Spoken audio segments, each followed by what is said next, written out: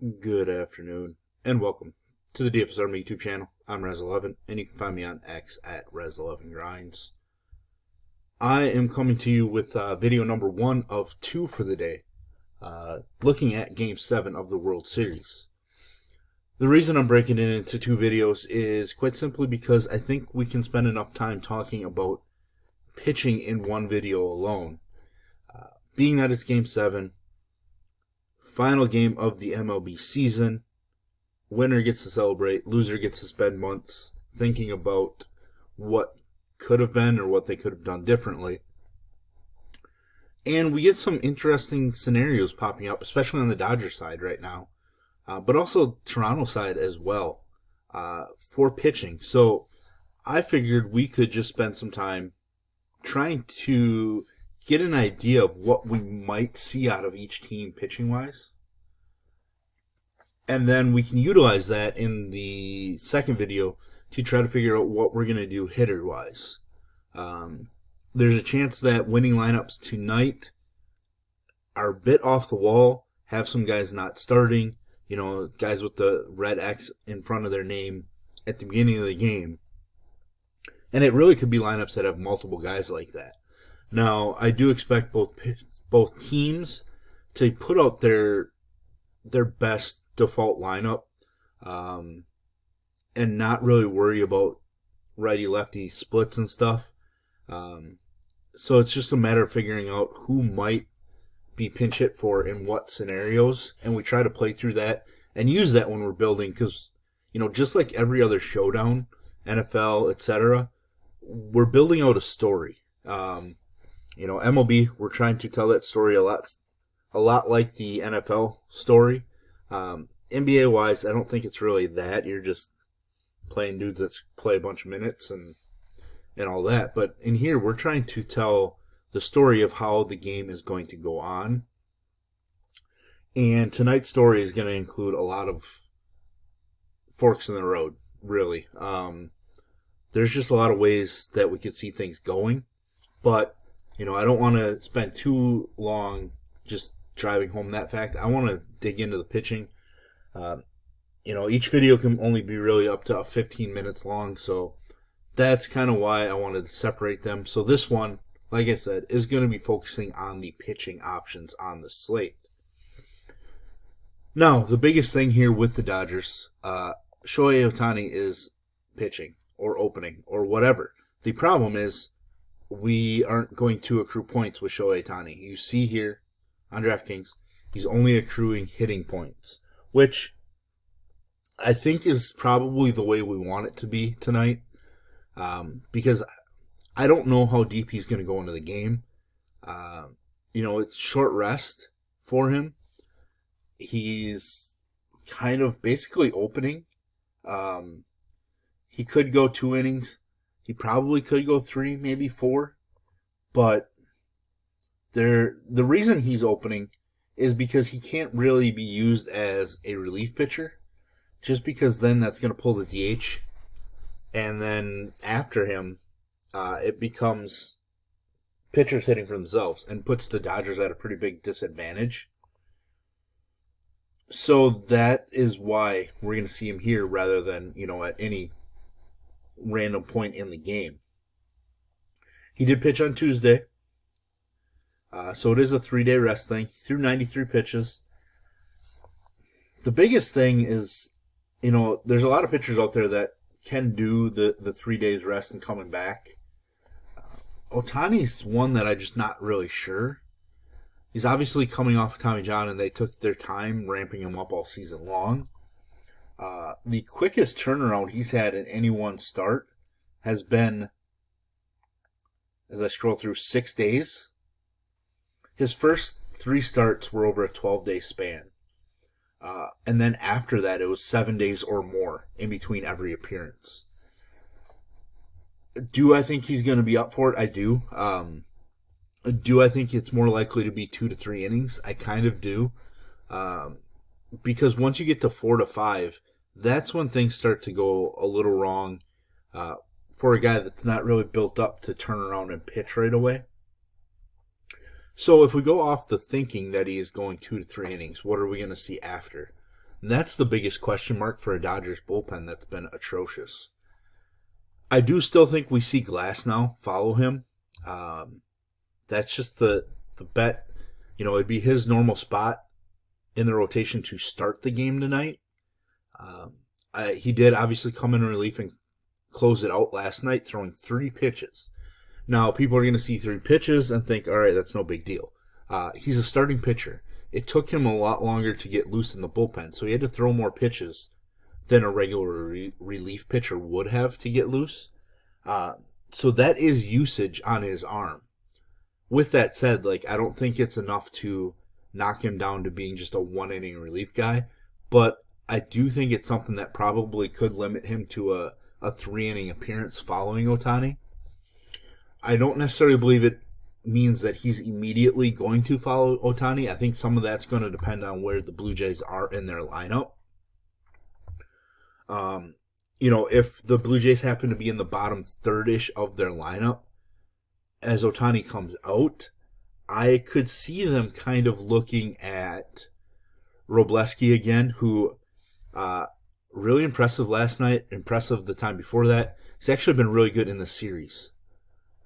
3 appearances, 2 hits allowed, 4 strikeouts, 3 2/3 innings. Much stronger than Banda has been, and I would guess that he's probably the guy that could face that bottom third just because, as we see it, we're probably looking at a bottom third of Addison Barger, Andres Jimenez, and then I'm not necessarily sure Clement, which not the best matchup for him.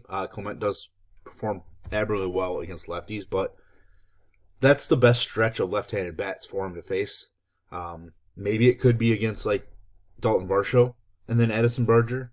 That would be probably a pretty good stretch for Robleski to show up as well. But there's a route to where Robleski follows Ohtani if we're in the right spot. Dreyer could be that guy as well if they feel like they want to use Robleski later in the game, which is certainly possible. Dreyer's actually throwing pretty well. So Dreyer, Robleski could be, pitching in the 3rd, 4th inning, depending on where the lineup is. I guess in the 3rd inning, for that part of the lineup to be up, that would mean that Ohtani was dominant in the first 2, which means he's probably pitching. So maybe if Ohtani allows a couple base runners, etc., that could be the 4th inning for one of those guys to show up. The rest of the bullpen, gross, really. Sasaki struggled a bit, obviously. Do I think they go back to him? Maybe. He just hasn't struck anybody out in the series in the 2 appearances. No strikeouts in his last 3. Walks. He has more walks than strikeouts in the postseason. That's a worry. But I still think when it's all said and done, it's either him or I could see it being Blake Snell. There's reports that Snell is going to be available on 2 days rest. 116 pitches is a lot in today's baseball. But I do expect him to be available out of the bullpen. Sheehan, probably somebody that's going to be available. He did warm up a bit last night, ended up not coming in the game. He hasn't been very strong in the postseason, coming off his best appearance, 37 pitches in this one. But he's definitely somebody that's available. I just don't think he's going to be somebody that they rely on in a close game late. I think that would go to Snell, Sasaki, maybe Will Klein. I just don't know if they're going to go back to him after 70-some pitches. I'm just not sure he's available. I don't think they're going to trust Banda. He's allowed a run in 3 out of his 4 appearances in this series. The only time he didn't was when he faced one batter. Blake Treinen, the last appearance was pretty solid. Prior to that, he just hasn't been good, but he, in theory would be their most reliable relief pitcher. He just hasn't been. So you just might see the Dodgers rely on a lot of starting pitching to get through it. Ohtani to Glass now. A couple of those lefties. Sheehan, Snell. I don't expect Yamamoto to turn around the next night and be available, but we've seen wilder things. On the other side, we get Toronto. We get Max Scherzer. 4 1/3 in his one start in the series, a couple home runs, which I said, like, the home runs have been an issue. We see a lot of home runs allowed, over his last 10, 12 starts. Not ideal. His strikeouts really haven't been there either. Walks can be an issue. It's really a tightrope to walk for Scherzer. I think Toronto would be ecstatic if they get Scherzer through 4 solid innings, and can turn it over to the bullpen. With that said, I expect Savage to be available on 2 days rest. He was, if I remember correctly, he was said to be available against the Yankees out of the bullpen 2 days later after this start, if it came to it. Now, he is coming off of a career major league high in pitches. So, I guess maybe they don't make him available, but I have to assume they're going to be. He is expected to be out of the bullpen in Game 7. So Savage just makes a ton of sense. Bieber is going to be available as well, coming in on 3 days rest. They definitely could follow Scherzer with Bieber if Scherzer struggles early on. If Scherzer's walking some guys, etc., allowing base runners to the first couple innings, Bieber could be a long reliever type.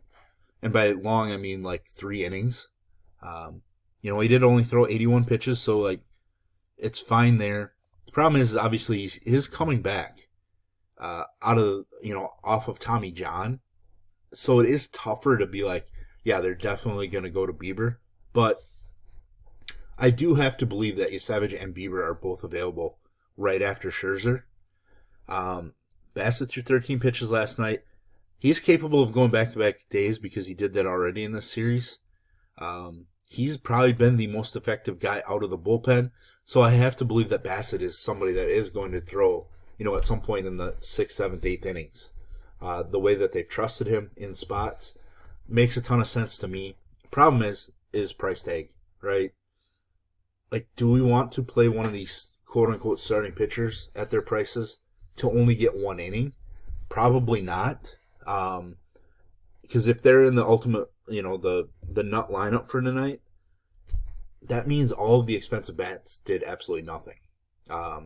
Or, just got a base hit or whatever. Because, the best we're looking at here is probably 8 to 10 points if they were to get the win, really. So from a bullpen aspect, what does that mean? Toronto's just going to rely on their guys. Seranthony Dominguez, Louis Varland. Varland tied the MLB record for postseason appearances. He has a chance to break it.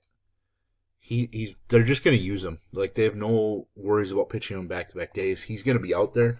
He hasn't been as sharp with all the usage, so that is a worry. But relief pitchers against the Dodgers have a little bit more upside just because there is more K upside to be had. Jeff Hoffman, their closer, gets 2 days rest coming in. So I am 100% positive that Jeff Hoffman will see the mound tonight. That's might be the only relief pitcher price guy that I am completely positive is going to see the mound.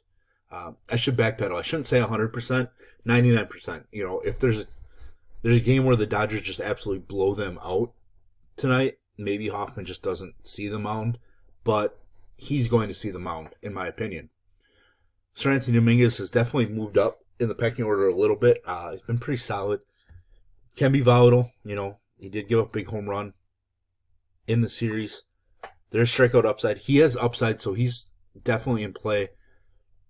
And then the other guy that we've been relying on, Lauer, I don't know if he's going to be made available. I would think he possibly could be. We're looking at full rest. He could be as well, but it's Fluharty for me. He has a spot to take on this team. He struggled a bit last night. A walk and a hit in a third of an inning. Just 8 pitches, 4 pitches before that. There's just a route for him to show up in this game. And that might be all we need because he could randomly get the win in relief. He could come in the 7th inning against Ohtani and Freeman or the rat part of that lineup around Ohtani. Strike out 1, magically get the win, if Toronto scores a couple runs, and all of a sudden he's in the nut lineup. So there we have it for the pitching video. There will be links in the description below. You can check us out and check out video number 2 coming shortly.